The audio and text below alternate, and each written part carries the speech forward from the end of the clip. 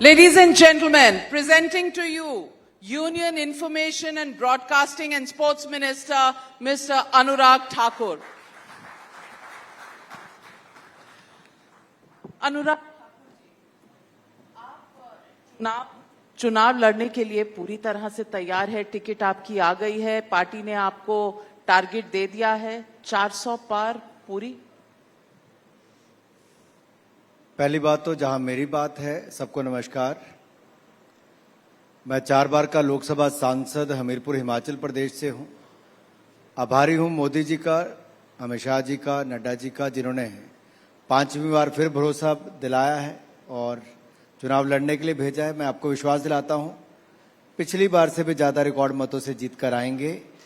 और जहां तक आपने पूछा, अब की बार कैमरामैन फोकस करो, आई एम सुपर कॉन्फिडेंट, अब की बार 400 पार। जब इतना आपका इरादा मजबूत है, जब इतना कॉन्फिडेंस आपके पास है, तो फिर कांग्रेस की सरकार हिमाचल में तोड़ क्यों रहे हैं? देखिए, 2 बातें। इरादा मजबूत है निश्चित तौर पर, जो कहा वो किया। तोड़ने का काम नहीं, देश को आगे बढ़ाने का काम। जब हम आए थे तब लड़खड़ाती चरमराती अर्थव्यवस्था थी। India was amongst the fragile 5 economies of the world, and today we are the 5th largest economy. तो नाविका जी लड़खड़ाती चरमराती से 5वीं बड़ी अर्थव्यवस्था बनाया है। केवल यही नहीं, और क्या क्या किया, एक ही बार बता दूं अगर आपकी अनुमति हो तो। बिल्कुल, इंडिया अनस्टॉपेबल है टाइम्स नाउ समिट का थीम। तो एक अनस्टॉपेबल अनुराग ठाकुर भी सुन लीजिए। 74 एयरपोर्ट 2014 में थे, आज 150 एयरपोर्ट हैं। मात्र 5 शहरों में मेट्रो थी, आज 20 शहरों में मेट्रो है। उस समय 380 मेडिकल कॉलेज थे, आज 700 मेडिकल कॉलेज हैं। 50,000 सीटें उस समय एमबीबीएस की थी, आज 1 लाख सीटें एमबीबीएस की है। उस समय 31,000 सीटें पोस्ट ग्रेजुएशन की थी, आज 65,000 सीटें हैं। उस समय मात्र 16 आईएम थे, आज 23 आईएम है। उस समय 12 आईआईटी थे, आज 19 आईआईटी हैं। उस समय 7 एम्स थे, आज 22 एम्स हैं। उस समय 96,000 किलोमीटर नेशनल हाईवे थे, आज 1.5 लाख किलोमीटर नेशनल हाईवे है। उस समय 3,20,000 किलोमीटर ग्रामीण सड़कें थी, आज 6,75,000 किलोमीटर ग्रामीण सड़कें हैं। उस समय कोई चंद्रयान मिशन नहीं था, आज चंद्रमा पे भी तिरंगा झंडा है।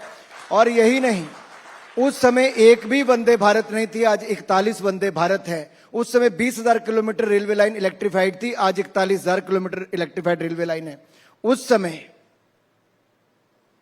आवाज दबाने का काम होता था, आज स्वतंत्रता है, अभिव्यक्ति की भी और अपनी क्रिएटिविटी की भी। उस समय एक राष्ट्रीय ऑपोजिशन पार्टी थी कांग्रेस, आज इंडिया अलायंस है, ये भूल गए। देखिए, पहले तो मैं आपको थोड़ा सुधार दूं, इंडी अलायंस जो अहंकार और घमंड से भरा हुआ है। अगर वो इतने पाक साफ होते, इतने ईमानदार होते, तो अपना नाम क्यों बदलते? काम तो वही है, केवल नाम ही बदला है। क्योंकि 2G घोटाला था, कॉमनवेल्थ खेल घोटाला था, अंतरिक्ष घोटाला था, देवास घोटाला था, अगस्ता वेस्टलैंड घोटाला था, कोयला घोटाला था और नेशनल हेराल्ड घोटाला था, सबमरीन घोटाला था। घोटाले पे घोटाला था, घोटालों का बोलबाला था। और आज वो चेहरा लेकर नहीं जा सकते थे, इसीलिए यूपीए का चोला उतार दिया और घमंडिया गठबंधन ने इंडी अलायंस नाम रख लिया। लेकिन उसमें जोड़ा कौन?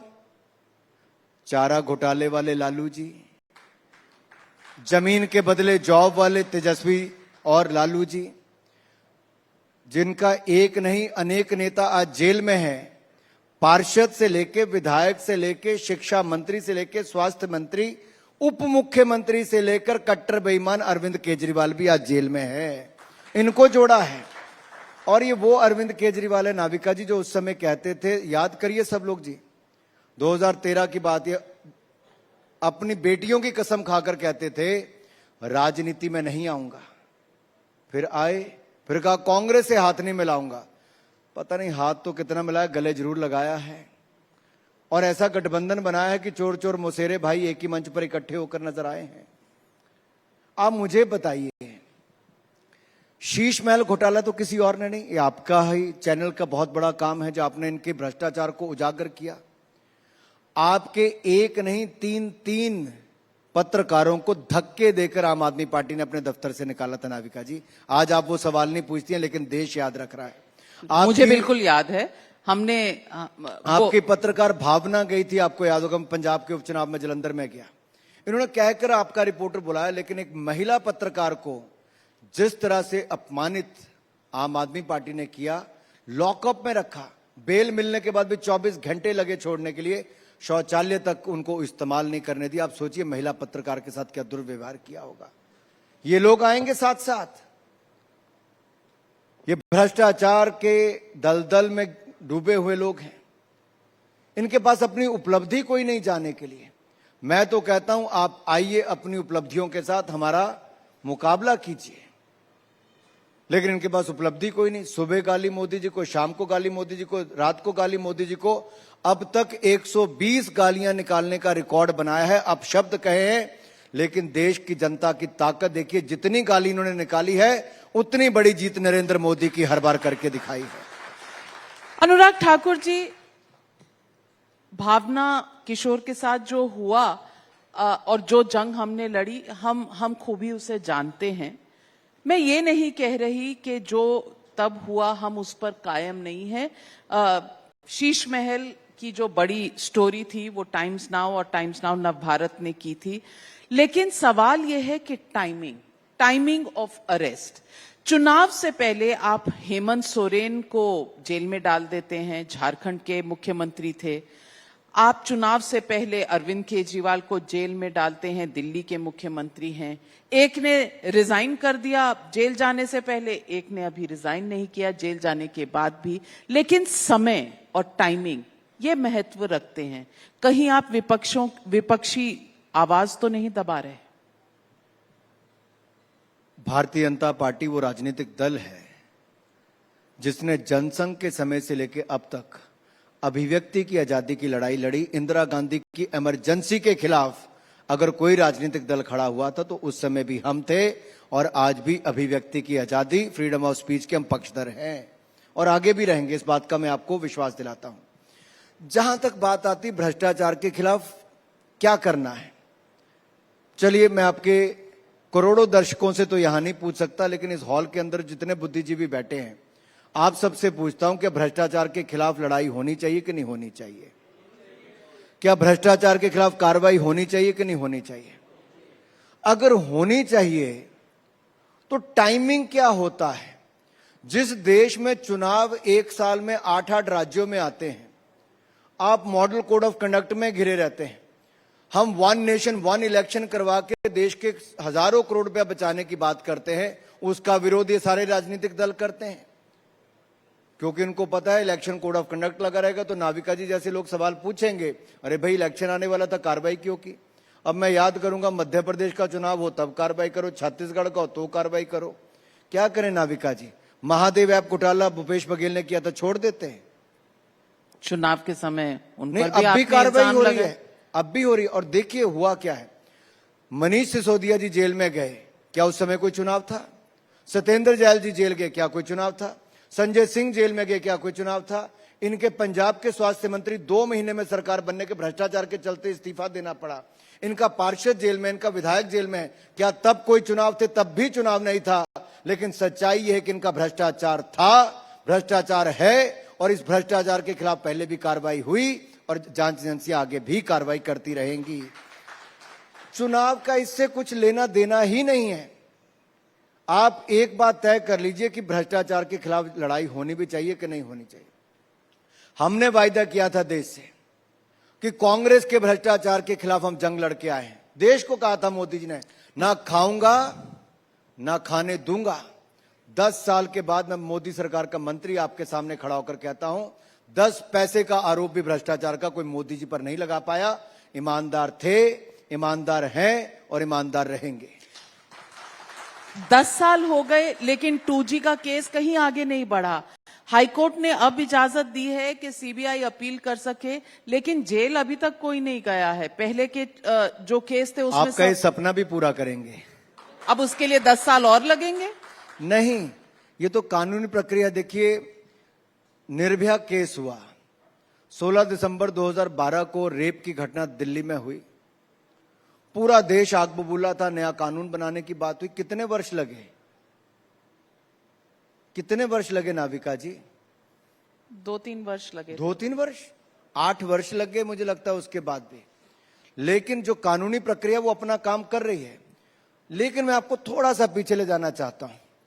2G घोटाले की पूरी जांच और कार्रवाई और उसका क्लोजिंग कौन करके चला गया था, पहले बताइए जरा देश की जनता को। किस हफड़ा दफड़ी में कांग्रेस ने पूरा केस का ही बेड़ा गर्क कर दिया, क्योंकि मनमोहन सिंह जी की सरकार में पूरा शेल्टर मिला था ए राजा एंड कंपनी को। और ये दक्षिण भारत में, मैं कहना चाहता हूं कि इंग्लिश में कहना चाहता हूं, at that time the shelter was given by then UPA government to protect Mr. A. Raja and others who were involved in the 2G scam. And today, if the permission is granted, we can commit to the country that there will be a transparent probe and there will be action taken as per the law.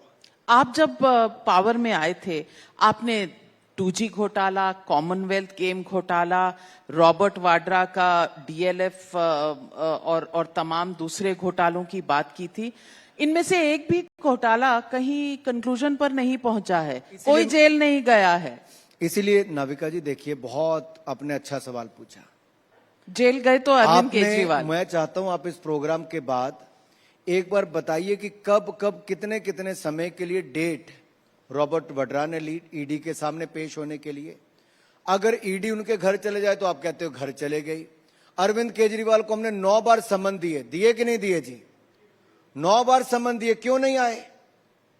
बड़ी नैतिकता की बात करते थे राजनीति में आने से पहले। कहते थे सोनिया गांधी जी को गिरफ्तार करो, 2 दिन का रिमांड करो, इंटेरोगेट करो, सच सामने आएगा। अब अरविंद केजरीवाल सच सामने लाने के लिए कभी पेश तो हो जाए। मैं इसलिए सब कह रहा हूं कि बोलता है कुछ है, करते कुछ है। अगर 9 ईडी के समन के बाद भी वो नहीं आए तो ईडी को उनके घर जाना पड़ा। अब गए, वहां पूछताछ की, फिर गिरफ्तार किया। अब आप कहते हो घर जाके गिरफ्तार कर लिया, क्या करते? क्या करना चाहिए मुझे बताइए? भ्रष्टाचारियों के साथ क्या करना चाहिए? लेकिन आज वो कोर्ट में अपना केस खुद आर्ग्यू कर रहे थे और उन्होंने कहा ये बीजेपी की कॉन्स्पिरेसी है कि वो आम आदमी पार्टी को क्रश करना चाहती है, क्योंकि चुनाव में तो आप आम आदमी पार्टी को हरा नहीं सके। उनकी बात में कुछ दम है? नाविका जी, 2022 में, अभी हाल ही में, देश का सबसे बड़ा प्रदेश उत्तर प्रदेश में विधानसभा के चुनाव हुए। आम आदमी पार्टी ने कहा हम सरकार बनाएंगे। अरे सरकार तो छोड़िए साहब, जमानत नहीं बचा पाए, सारी सीटों पे जमानत जब्त हो गई, सब सीटों पे जमानत जब्त हो गई। उत्तराखंड में कहते सरकार बनाएंगे, सब जगह जमानत जब्त हो गई। जो उनका प्रदेश का अध्यक्ष था छोड़ के भारतीय जनता पार्टी में आ गया कि बहुत फ्रॉड पार्टी है। ये एक ही सीट जीत पाए जलंधर की, वो भी एमपी छोड़कर आ गया कि हमें इनसे मुक्ति दिला दो। जहां भगवंत मान जी अपनी लोकसभा की सीट जीते हुए थे पहले, मुख्यमंत्री बनने के 4 महीने के अंदर उपचुनाव हुआ, वो भी सीट हार गए। अब आप मुझे बताइए इसमें मैं क्या कर रहा हूं? ये तो जनता इनको चुनाव हरा रही है। ये बड़ी बड़ी बातें करके गुजरात गए थे, मध्य प्रदेश गए, बाकी जगह गए, क्या मिला? राजस्थान गए, मुझे बताइए ना जरा देश को। पर उन्होंने आपको भी हराया, दिल्ली में भी, पंजाब में भी हराया। उनकी सरकार है 2 स्टेट्स में। भाई ऐसा है, ये लोकतंत्र है। जनता ने उनको वोट दिया है, हम इसका स्वागत करते हैं। जनता ने देखा कि मुफ्त में बड़े बड़े वायदे किए गए, बड़ी बड़ी बातें की गई। आज जनता अपने आप को ठगा हुआ महसूस कर रही है। और अभी लोकसभा का चुनाव होने दीजिए, 13 सीटें हैं पंजाब की। आम आदमी पार्टी को उसमें क्या मिलने वाला आपके सामने आ जाएगा, बड़ा जीरो लगने वाला है वहां पे। एक मैं चैलेंज करती हूं आपको, आप आज कह रहे हैं 4 जून को मैं फिर से इंटरव्यू बड़ी जल्दी आम आदमी पार्टी का पक्ष ले लिया आपने, चैलेंज करते हो। कमाल है। मैं देश के INV मिनिस्टर को बोल रही हूं, आप रिकॉर्ड पे कह रहे हैं 0 आएंगी, तो मैं तो अगर 0 नहीं आई तो इंटरव्यू देंगे मैं ना 4 अभी भी जून कहता हूं, जिस तरह से 2014 में, 2019 में आम आदमी पार्टी को 0 सीटें दिल्ली में आई थी, इस बार पंजाब में भी उनको 0 सीटें ही आएंगी। आप जरा पंजाब में जाइए तो सही। मैं पंजाब से आती हूँ। सड़कों, मैं 30 साल वहां पे रहा हूं, आप 30 साल नहीं रहे होंगे।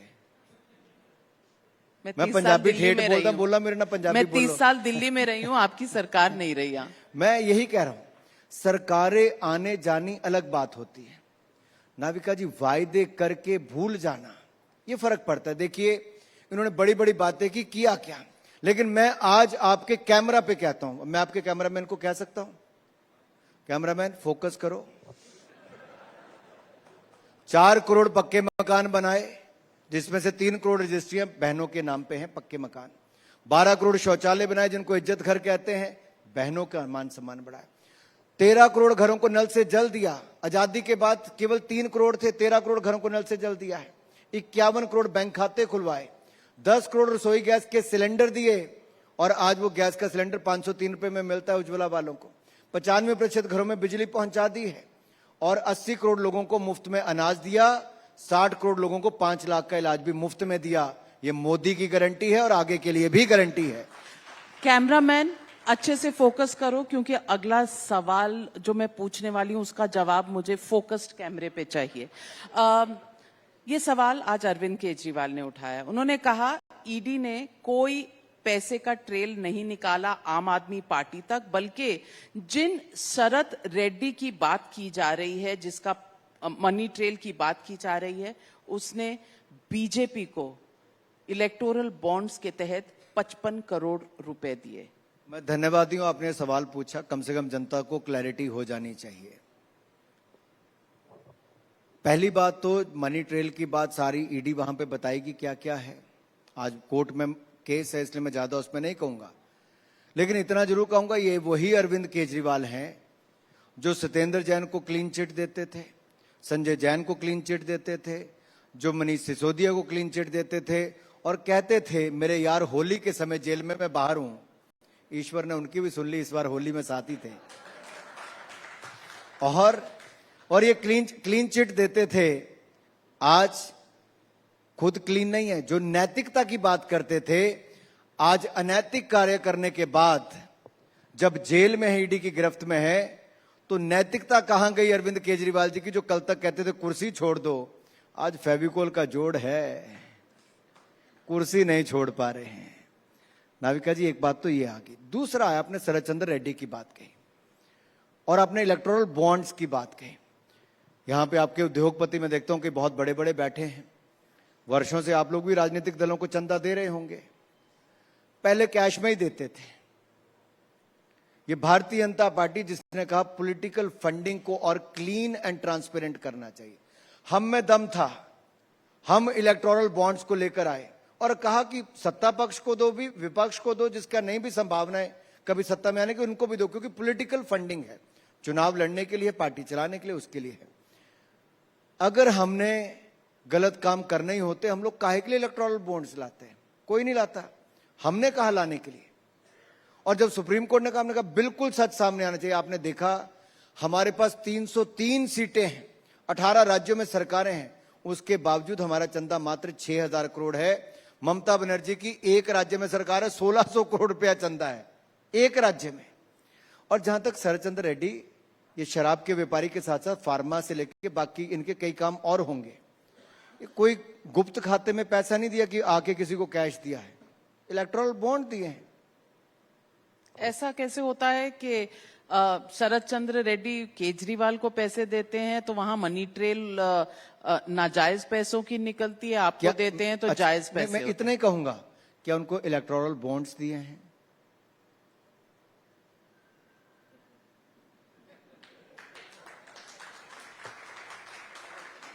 कैमरा सवाल ये भी है, शरद चंद्र रेड्डी की बात को अगर मैं आर्ग्यूमेंट को आगे लेकर जाऊं तो लिकर स्कैम के बारे में कहा जाता है। सुप्रीम कोर्ट ने जो वर्डिक्ट दिया उसके बाद विपक्ष कह रहा है कि ये इलेक्टोरल बॉन्ड भी एक सबसे बड़ा स्कैम है। इस पर क्या जवाब? मुझे लगता है जब 10 वर्षों की मोदी जी की उपलब्धियों के सामने विपक्ष बौना नजर आता है, तर्क खत्म हो जाता है, नाम बदलकर भी जनता उनको स्वीकार नहीं करती है, तब फिर एक बार झूठे आरोपों की बौछार होती है। मैं इतना ही कहूंगा, 2001 से 2024 तक जितना इन्होंने अपशब्द, अभद्र भाषा का प्रयोग, अशोभनीय शब्द कहे, वो सारे मोदी जी के पक्ष में ही गए। झूठ के पांव नहीं होते। और विपक्ष आज भी जितना मर्जी प्रयास कर ले, दुनिया के सर्वाधिक लोकप्रिय नेता पिछले 4 वर्षों से भारत के प्रधानमंत्री नरेंद्र मोदी हैं। और आज जब दुनिया कोविड के संकट में थी, तब कहती थी भारत में भूखमरी और महामारी से मर जाएंगे।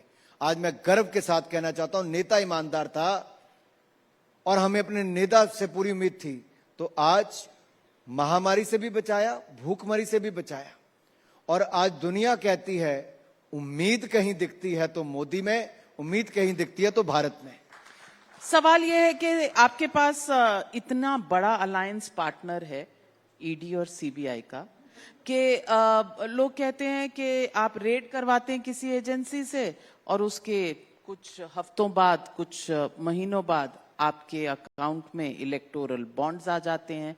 अब जस्ट बिकॉज वो इलेक्टोरल बॉन्ड्स हैं तो वो जायज हैं ये, या ये कहीं ना कहीं डर और धमकाने का? ऐसा है, एक अलग कार्यक्रम में माननीय अमित शाह जी ने बहुत क्लैरिटी के साथ बताया था कि बिल्कुल झूठे आरोप में कोई सिर पैर ही नहीं है, कोई दूर दूर तक लेना देना ही नहीं है। चुनाव के समय चंदा है और हमें नहीं, सभी पॉलिटिकल पार्टीज को आया है। और ये बिल्कुल झूठे आरोप हैं, मैं आपके चैनल पे कर रहा हूं, बिल्कुल झूठे आरोप हैं जिनका एक भी कोई तर्क और तथ्य नहीं दे पाया। राहुल गांधी ने भारत जोड़ो न्याय यात्रा की और मणिपुर से महाराष्ट्र तक गए।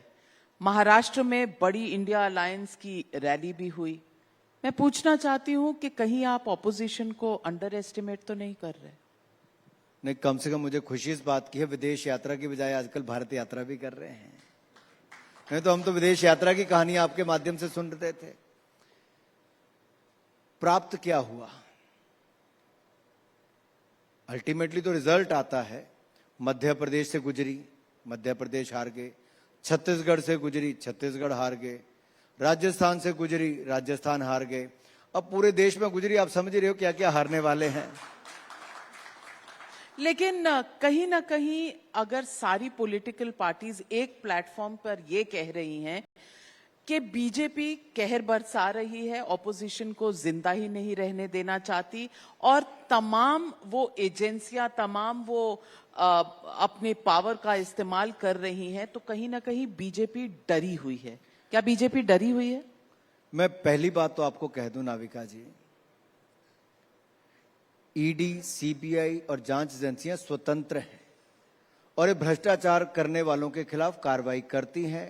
ये पॉलिटिकल सिनेरियो क्या है, कहां चुनाव है कहां नहीं, इस पे उनको कोई फर्क नहीं पड़ता है।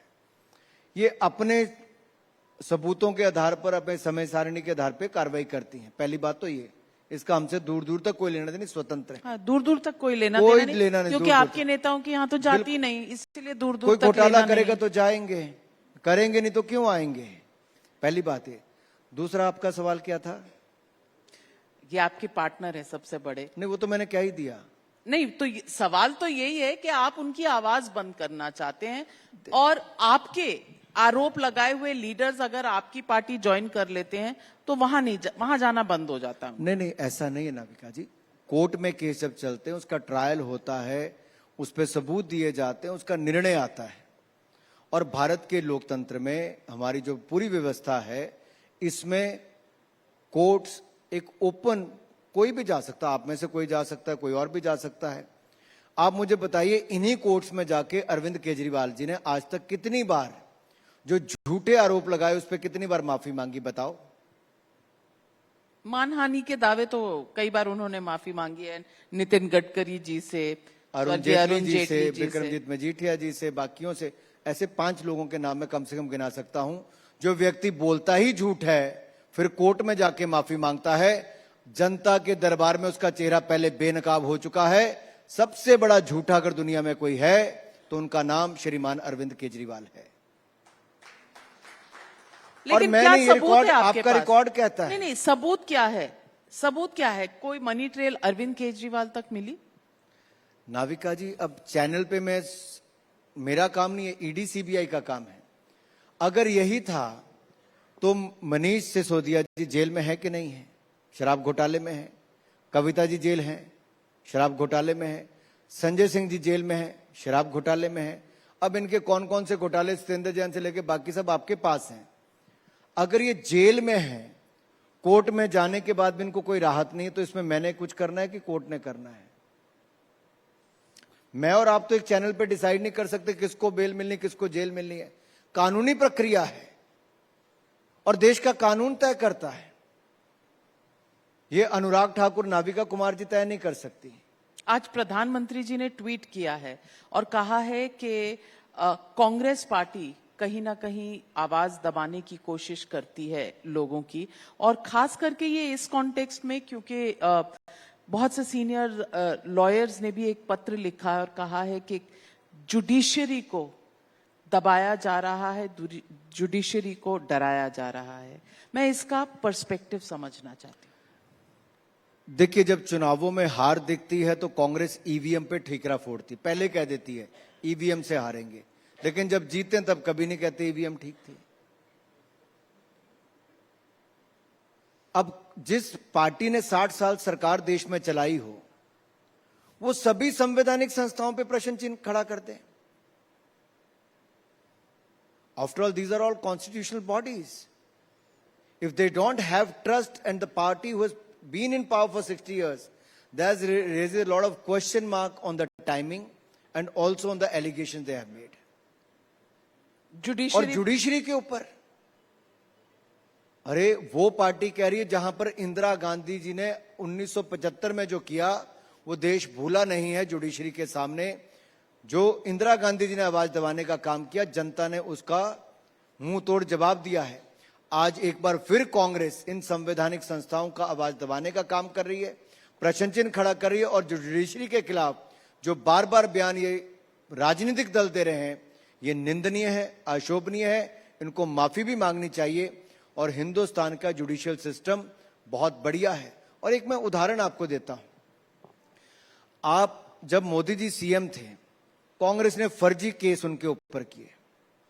नाविका जी, उस समय भी नरेंद्र मोदी जी जांच एजेंसियों के सामने जाकर पेश हुए, कोर्ट केसेस में लड़ा। उन्होंने तब भी कहा था मुझे जांच एजेंसियों पर भी भरोसा है, मुझे देश के न्यायालयों पर भी भरोसा है। ये वो व्यक्ति है जिसके ऊपर पूरी कांग्रेस की सरकार उस समय लगी थी, उसके बावजूद उनका विश्वास संवैधानिक संस्थाओं में पूरा था। लेकिन जो लोग स्वयं कभी राजनीति में 60 साल रहे, सत्ता में रहे, आज उनका विश्वास क्यों नहीं? ये अपने आप में प्रश्न चिन्ह खड़ा होता है कि जब राजनीतिक लड़ाई हार गए, अभी हारे कहां, चुनाव कहां हुए हैं? अरे एक के बाद दूसरे इलेक्शन में हार रहे हैं। तो इस चुनाव को आप मान रहे हैं कि आप जीत चुके हैं? देखिए, मैं जनता की आवाज को सुनता हूं। आज जब मैं दक्षिण भारत जाता हूं, उत्तर भारत जाता हूं, कल मैं जम्मू में भी था, देश के किसी कोने में जाता हूं, तो लोग कहते हैं माय चॉइस मोदी। 2004 में भी ऐसी कुछ आपकी पार्टी को खुशफहमी थी, इंडिया शाइनिंग था। देखिए, गलतफहमियां तो आप लोग कई बार पैदा करते हैं। 2014 में भी की आपने, 2019 में भी की।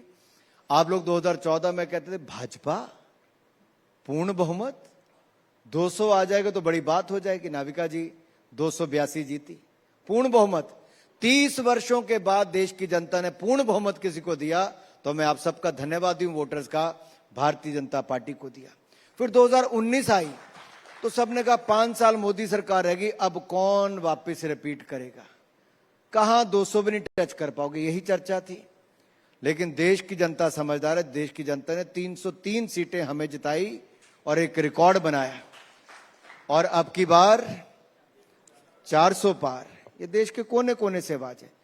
ये कोई अहंकार नहीं है नाविका जी, ये मैं इसलिए कह रहा हूं अहंकार नहीं है। जब आप काम करते हो तो आपका कॉन्फिडेंस बोलता है। हमारी कमिटमेंट थी, हमारी कैपेबिलिटी थी, हमारी कॉन्शियस सदा क्लियर थी, जो हमने देश के लिए काम किया।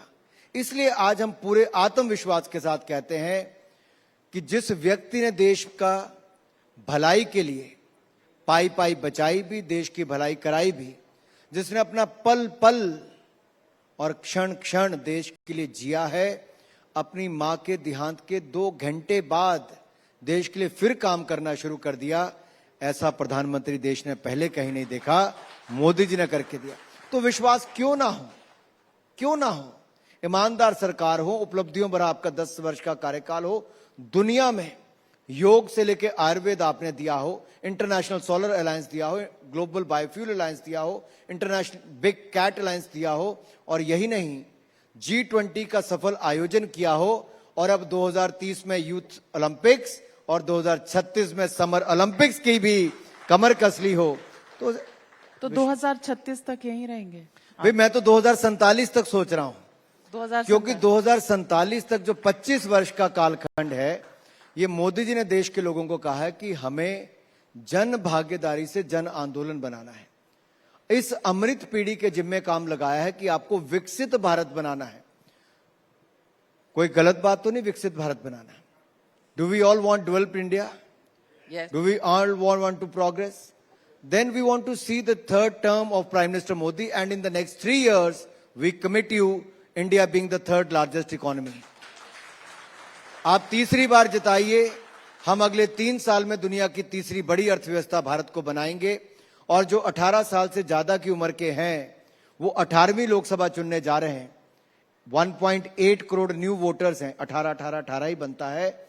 और मैं आपको कहना चाहता हूं, अंक बड़ा शुभ होता है 18 वाला।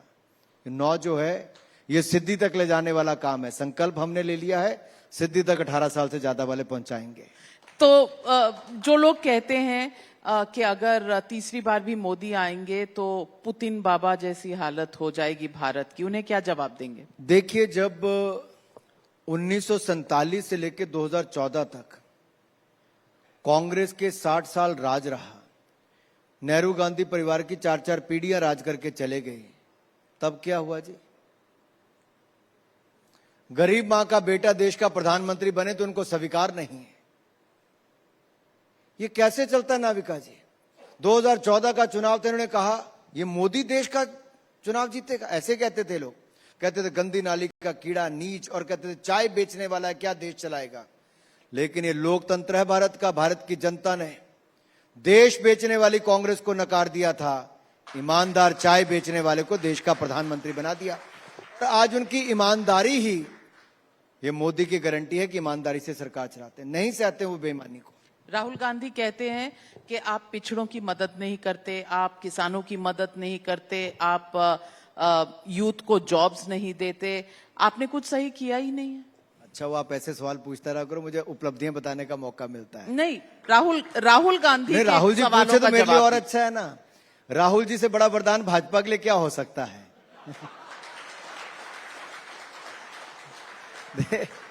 देखिए,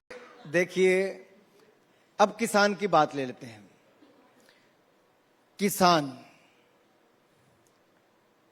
हमने कहा हम किसानों की आय दुगनी करेंगे। कांग्रेस के समय स्वामीनाथन कमेटी की रिपोर्ट आई, इन्होंने नहीं कुछ किया। हमने लागू किया लागत प्लस 50% मुनाफा, यानी कि 1.5 गुना दाम हमने दिए। कांग्रेस ने 2004 से 14 तक 5.5 लाख करोड़ की खरीद की एमएसपी के अंतर्गत। मोदी सरकार ने 18,40,000 करोड़ की खरीद की है। सबसे बड़ा किसान आंदोलन भी आपके समय सुनिए हुआ। ना नाविका जी, सुनिए, आंदोलन पर अभी लंबा सुनना पड़ेगा। 5.5 लाख करोड़ की खरीद की इन्होंने 10 साल में, हमने 18.5 लाख करोड़ की है। इन्होंने 27,662 करोड़ रुपया बजट था 2014 में, आज 1,25,000 करोड़ रुपए का कृषि बजट है भारत सरकार में। इनके समय ना किसान सम्मान था ना निधि थी। हमने 3 लाख करोड़ रुपया किसानों को किसान सम्मान निधि में दिया है, 6,000 रुपया साल का दिया है। इनके समय मुआवजा नहीं मिलता था फसल बर्बादी पे, हमारे समय 1,54,000 करोड़ रुपया मुआवजा मिला है फसल बीमा योजना के अंतर्गत। इनके समय कृषि की सिंचाई योजनाएं पूरी नहीं होती थी, हमने 15,511 करोड़ रुपया पिछले साल खर्च किया। इनके समय 7,30,000 करोड़ रुपया 2014 में बैंकों से मिला था किसानों को, हमने पिछले साल 21 लाख करोड़ रुपया दिया है, 3 गुना ज्यादा दिया। तो राहुल गांधी को कन्विंस क्यों नहीं करते? आप मुझे आंकड़े पूरे क्यों नहीं बताने देते? नहीं, पर आप राहुल गांधी को कन्विंस क्यों नहीं कर पाते? अब या तो मेरे आंकड़ों से आप या तो आप मेरे आंकड़ों से बोर हो जाते हो, लेकिन सच्चाई यह है कि आंकड़े सच बोलते हैं। मैं कह सकता था मोदी सरकार ने बड़ा काम किया, आप कोई एक कांग्रेस का नेता यहां पर लाकर बिठाओ जो इतने आंकड़े दे जाए उपलब्धियों भरे। हमने काम किया, इसलिए जुबान पर हमारे आंकड़े हैं और किसानों के लिए हमने लगातार काम किया है। क्यों नहीं कांग्रेस सम्मान निधि शुरू कर पाई? हमने तो नमो ड्रोन दीदी को लेकर बहनों को भी लखपति दीदी बनाया, 1 करोड़ बहनों को लखपति दीदी बना दिया और अगले 5 साल में 2 करोड़ बहनों को और लखपति दीदी बना देंगे। वहीं पे किसानों के लिए हमने नमो ड्रोन दीदी, यानी कि ड्रोन के माध्यम से आप पेस्टिसाइड्स और आप अपना खाद और यूरिया इसका स्प्रे कर सकते हो। किसान की लागत भी कम होगी, मुनाफा भी ज्यादा होगा। हमने ई नैम जैसी योजना लेकर आए, ई नेशनल एग्रीकल्चर मार्केट प्लेस, जहां मंडी में आप देश में कहीं पे भी माल बेच सकते हो। हमने 1 लाख करोड़ रुपया एग्रीकल्चर इंफ्रास्ट्रक्चर फंड के लिए लाए, जिनमें से 35,000 करोड़ हमने अब तक दे दिया है फंड बनाने के लिए। राहुल गांधी क्यों नहीं आपसे इंप्रेस हो रहे अरे हैं? राहुल गांधी जी वो हैं जो कहते हैं मैं आलू इधर से डालूंगा सोना उधर से निकलेगा, ये राहुल गांधी है। अब बताइए राहुल गांधी का मैं क्या जवाब दूं? कांग्रेस उसको झेल नहीं पा रही है तो आप क्यों झेल रही हैं? कांग्रेस बिल्कुल झेल रही है, उनके लीडर हैं, उन्होंने भारत जोड़ो मैं भी न्याय बहुत मान सम्मान करता हूं, बहुत मान सम्मान करता हूं मैं राहुल जी का। आप व्यंग कर रहे हैं? मैं बिल्कुल ही मान सम्मान करता हूं, बड़े नेता हैं। कुछ लोग आपकी भारतीय पार्टी जनता पार्टी की जीत में जितनी हमारी ताकत लगती है उतनी उनकी भी लगती है।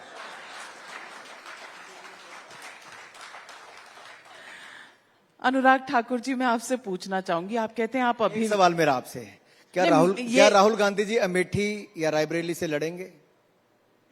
आप बताइए, आपकी तहकीकात, सारे तंत्र आपके पास हैं, आपको पता होगा, आपकी आईबी बताती होगी, आपकी पॉलिटिकल टीम्स बताती होंगी, हम तो सिर्फ पत्रकार हैं। क्या आपको लगता है राहुल गांधी अमेठी आ पाएंगे,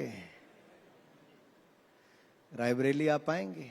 अरे देश का सबसे बड़ा राज्य, 80 रायबरेली में लोकसभा तो सीटें, आपने भी कैंडिडेट नहीं उतारा। 80 लोकसभा सीटें हैं, 80 में से 2 उम्मीदवार कांग्रेस को नहीं मिल पा रहे हैं। ये स्थिति आज उस दल की हो गई जो कभी अपने आप को सबसे पुराना और सबसे बड़ा राजनीतिक दल कहता था। ये लोकतंत्र की ताकत है कि आप गरीब परिवार से आए व्यक्ति को गाली निकालोगे, उसके काम को अगर नीचा दिखाओगे तो जनता जवाब देना जानती है। जनता ने पहले भी जवाब दिया, आगे भी देगी। तो आप प्रिडिक्शन के मूड में हैं, तो आपने अपनी तो 400 पार बता दी, कांग्रेस की कितनी सीटें आएंगी? देखिए, मैंने तो अपना ही मैं लेखा जोखा रखता हूं, दूसरों को तो आप जितना बांट दीजिए, इनमें जितना देना है ये आपस में बांट लें। वैसे वैसे भी चोर चोर मुसेरे भाई इकट्ठे हुए हैं। नहीं, पर ये टिकटों का वितरण नहीं नाविका जी, ऐसा है। देखिए, आप पॉलिटिकल सवाल पूछिए, क्या इन्होंने सीटें बांट ली? पंजाब में गठबंधन है, कितनी सीटें इन्होंने कांग्रेस को दी, कितनी कांग्रेस ने आम आदमी पार्टी को दी? नहीं, पंजाब में उनका गठबंधन नहीं है। नहीं है तो कैसा गठबंधन है कि पंजाब में है ही नहीं, लेकिन देश में गठबंधन है। दिल्ली में है लेकिन बाकी जगह नहीं है। और मुझे तो गठबंधन की परिभाषा कभी समझ नहीं आया, आप थोड़ा समझाइए मुझे। मैं कौन होती हूँ? 5 बार आप चुनाव जीत चुके हैं, मैं क्या आपको गठबंधन? यही जनता नहीं समझ पा रही है, कैसा गठबंधन है जो चुनाव से पहले नहीं चल पा रहा तो बाद में कितना चलेगा? ये टिकाऊ नहीं, पूरी बात बता दीजिए। बिकाऊ है। Anurag Thakur ji, south of India 130 seats, पिछली बार 29 थी, तब कर्नाटका में आपकी सरकार थी। इस बार क्या आकलन है? आप इसको कैमरा फोकस।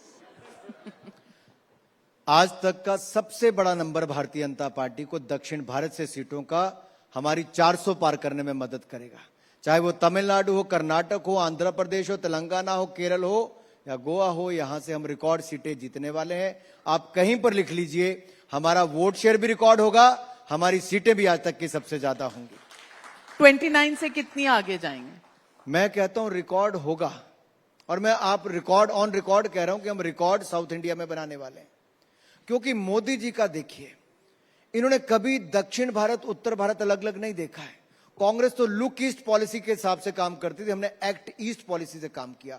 लाखों करोड़ रुपए के काम हमने नॉर्थ ईस्ट में किए। 50 साल पुराने प्रोजेक्ट को हमने अब पूरा किया। दक्षिण भारत में लाखों करोड़ रुपए हमने खर्च किया, लेकिन हमने कोई एहसान नहीं जताया। उनका अधिकार था, उनको दिया है। मोदी जी ने 11 दिन अगर अनुष्ठान किया प्राण प्रतिष्ठा से पहले, तो दक्षिण भारत के मंदिरों में जाकर जो उन्होंने करना था वो किया। एक अन्न का दाना भी ग्रहण नहीं किया, लेकिन उस समय भी क्या रिस्पांस मिला और उसके बाद अभी जो उनका टूर तमिलनाडु वगैरह का हुआ है, केरला का हुआ, कमाल की रिकॉर्ड भीड़ थी। उससे 2 दिन के बाद मैं तमिलनाडु में था, मैं चेन्नई में था, मैंने 2 प्रोग्राम किए। मैंने कहा ना आपको, जैसे मैंने कल जम्मू में सुना माई चॉइस मोदी, चेन्नई भी कहता है माई चॉइस मोदी, तेलंगाना भी कहता है माई चॉइस मोदी, कर्नाटक भी कहता है माई चॉइस मोदी, केरल भी कहता है माई चॉइस मोदी। इसीलिए हम सबकी चॉइस मोदी। 4 जून को ये सारे सवाल पूछूंगी और ये सारे क्लिप्स आपके सामने रखूंगी। देखिए 4 तारीख क्योंकि को फोकस बहुत तेज किया मैं था आपसे हमने। पहले क्षमा चाहूंगा, 4 तारीख को मेरा अपना रिजल्ट आ रहा होगा, मैं सेलिब्रेट कर रहा हूंगा जनता के आशीर्वाद के बाद। 4 के बाद की कोई डेट ले लीजिए आप, 1 घंटा बोलेंगे, मैं आपकी हाजिरी दे दूंगा। 5 तारीख को हम आपके साथ रूबरू होंगे। लेकिन पूछना चाहती हूं अनुराग ठाकुर, पहले कार्यकर्ता, फिर सांसद, फिर यूथ बीजेपी के आप प्रेसिडेंट रह चुके हैं, फिर मंत्री, अब स्पोर्ट्स, INB, कौन सा रोल बेस्ट लगा, कौन सा काम सबसे अच्छा लगा? आपके शो पे आना है। वेल, इसके लिए आपको अवार्ड मिलेगा, क्योंकि आप जिस शो पर हैं उसी को अच्छा कहेंगे। पर पर्सनल लेवल पे पूछना चाहती हूँ, सेटिस्फैक्शन और सबसे अच्छा काम कहाँ मिला? देखिए, मैं इसको बहुत सीरियसली उत्तर करना चाहता हूं, क्योंकि भारत के युवाओं के बीच में आपको कोई भी जिम्मेदारी मिले, छोटी हो बड़ी हो, काम कोई छोटा नहीं होता।